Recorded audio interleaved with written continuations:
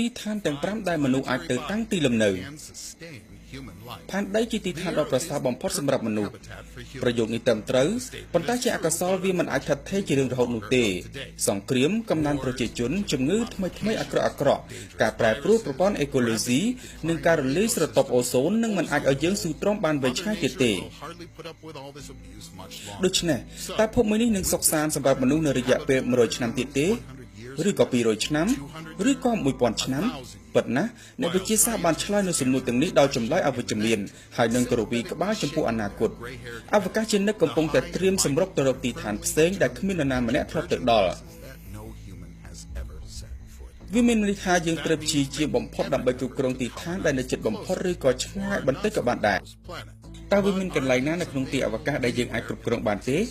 វាពិតជាមានតែក៏ពិបាកខ្លាំងបំផុតដែរក្នុងការសម្របខ្លួនរស់នៅកន្លែងទាំងនោះតែបើការធ្វើអន្តរាគមន៍ម្ដងបន្តិចនោះរឿងអីទៅមិនរួចទីឋានទី1ក្នុងបញ្ជីនេះគឺព្រះច័ន្ទដែលជាផ្កាយរណបធម្មជាតិរបស់ផែនដីព្រះច័ន្ទមានអត្ថប្រយោជន៍លើសទីឋានផ្សេងទៀតក៏ពោលតែវាស្ថិតនៅជិតបង្កាយផែនដីទោះបីជាគ្មានអាកាសធាតុនិងដែនម៉ាញ៉េទិកដ៏ខ្សោយក៏ដោយព្រះច័ន្ទមានរណ្ដៅភ្នំភ្លើងពីបុរាណជាទីតាំងប្រសើរបំផុតដើម្បីកសាងទីក្រុងរបស់មនុស្សការកសាងទីលានឬសំណង់មូលដ្ឋានរបស់មនុស្សក៏ដូចជាទីតាំងពិសោធន៍បំពាក់វិទ្យុតាក់ទងនឹងតេឡេស្កូបការស្រូបយកធនធានរ៉ាដ៏ច្រើនពីព្រះច័ន្ទដូចជាដែកអាលុយមីញ៉ូមទីតាញ៉ូមនិងអេឡូយ៉ូមសុទ្ធតែជាសារធាតុសម្រាប់បង្កើតចេញជាថាមពលអគ្គិសនីនិងរេអាទ័រនុយក្លេអ៊ែរដែលវាពិតជារឿងអាចទៅរួចដោយមិនមែនគ្រាន់តែជាការស្រមៃនោះឡើយប៉ុន្តែវាជារឿងស្មុគស្មាញវិញបើយើងមើលទៅលើមួយជំហានទៀតដូចជាអាកាសធាតុក្តៅខ្លាំងមួយថ្ងៃដែលមាន2សប្តាហ៍ការរញ្ជួយដីនៅផ្នែកមួយចំនួននៅលើឋានព្រះច័ន្ទក៏នឹងបង្កគ្រោះថ្នាក់ដល់អ្នកនៅទីនោះផងដែរដោយហេតុនេះតោះយើងទៅរកកន្លែងផ្សេងទៀត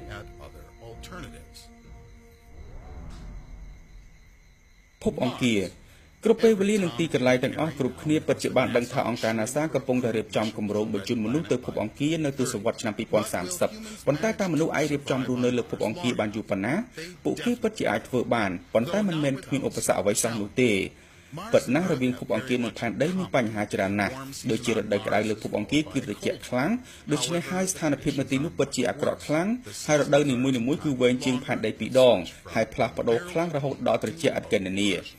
បន្ថែមពីនេះគឺមានព្យុះខ្សាច់នៅលើភពក្រហមនេះដែលមានកម្លាំងខ្លាំងអាចកំទេចរកឧបករណ៍ដែលត្រូវបានបំពាក់នៅទីនោះយ៉ាងណាក៏ដោយវាមានផ្លូវកសាងស្ថានីយ៍ដែលមានការពារយ៉ាងរឹងមាំនិងអាចឲ្យមនុស្សចាប់ផ្ដើមធ្វើអាណានិគមក្នុងដំណាក់កាលសំខាន់បំផុតនិងខែទប់ទល់រលកវិទ្យុសកម្មដ៏អាក្រក់ពីព្រះអាទិត្យផងដែរ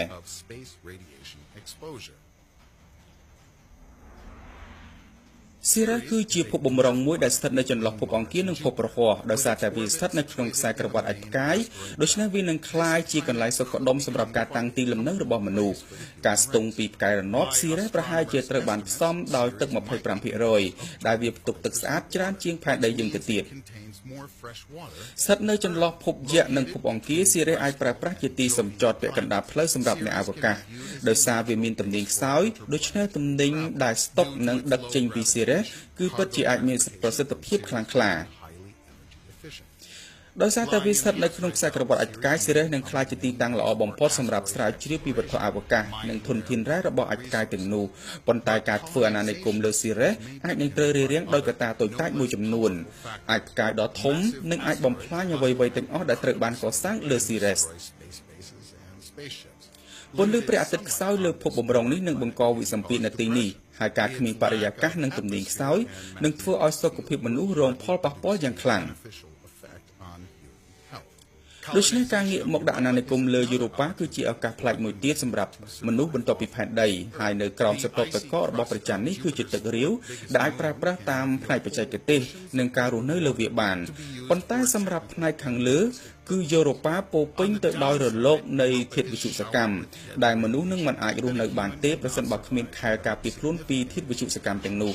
ហើយអាកាសធាតុក៏មិនអំណោយផលក្នុងការរស់នៅរហូតដល់ដក170អង្សាសេពិតជាគ្មាននរណាអាចទ្រាំបានទេបូកថែមនឹងកម្លាំងទំនាញខ្សោយវានឹងធ្វើឲ្យសាច់ដុំរបស់មនុស្សរងផលប៉ះពាល់ផងដែររួមជាមួយនឹងសុខភាព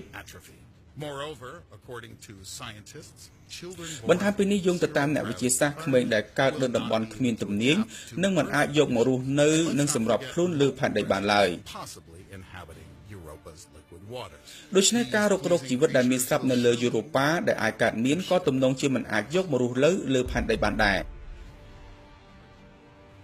ទីតានជាប្រច័ណ្ឌធំបំផុតរបស់ភពសៅរ៍ទោះបីជាមិនអាចក្លាយជាទីល្អបំផុតសម្រាប់មនុស្សជាចិនត្រៃប៉ុន្តែវាក៏អាចធ្វើជាទីតាំងឈរជើងសម្រាប់អ្នកដែលត្រៀមធ្វើដំណើរទៅចុងនៃប្រព័ន្ធព្រះអាទិត្យដែរ ទីពីរទៀតការរស់នៅមិនមែនមិនអាចទៅរួចនោះទេទីតានមានបរិយាកាសផ្ទុកទៅដោយនីត្រូសែន 90% និងអ៊ីដ្រូកាបូនដែលជីវិតអាចទទួលបាន Something that not each celestial body can offer. The សម្ពាធបរិយាកាសលើទីតានគឺខ្លាំងជាងផែនដី 1.5 ដងដែលវាស័ក្តិសមសម្រាប់មនុស្សយើងផងដែរ is quite suitable for humans. Research ការស្រាវជ្រាវដោយលោក Zogusto ភូមិក្រោមទឹករបស់លោកកាលពីអំឡុងឆ្នាំ 1962 ដល់ 1963 បង្ហាញថាមនុស្សអាចរស់នៅក្នុងបរិយាកាសពីរផ្សេងគ្នាបាន atmospheres. បន្ថែមពីនេះវាក៏អាចដោះស្រាយបញ្ហាផ្នែកដឹកជញ្ជូនផងដែរដោយសារគ្មានផ្លូវចរាចរណ៍និងហេដ្ឋារចនាសម្ព័ន្ធនានាដូច្នេះយន្តហោះទំនងជាវិធីតែមួយគត់ដើម្បីធ្វើចរាចរណ៍ Will be the only vehicles available. As for a បញ្ហាដែលបង្កឡើងដោយបរិយាកាសរបស់ទីតានមានពីរគឺទី1ការផ្សំអ៊ីដ្រូកាបូននិងអុកស៊ីសែនចូលគ្នាវាងាយនឹងបង្កការផ្ទុះឆេះណាស់ and ហើយទី2យើងត្រូវអភិវឌ្ឍយានពិសេសសម្រាប់បេសកកម្មនៅលើទីតាននេះ generation. ការកសាងផ្ទះលើទីតានពិតជារឿងងាយជាងការកសាងស្ថានីយ៍អវកាសដូច្នេះវាពិតជាការសម្រួលដល់ការដឹកនាំវត្ថុផ្សេងៗក្នុងការកសាងស្ថានីយ៍ធំៗនៅលើទីតាន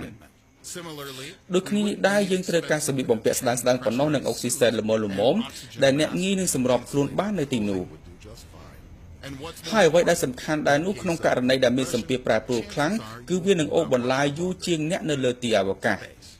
these are the ទាំងនេះគឺជាទីឋានទាំង5ដែលមនុស្សអាចដាក់អាណានិគម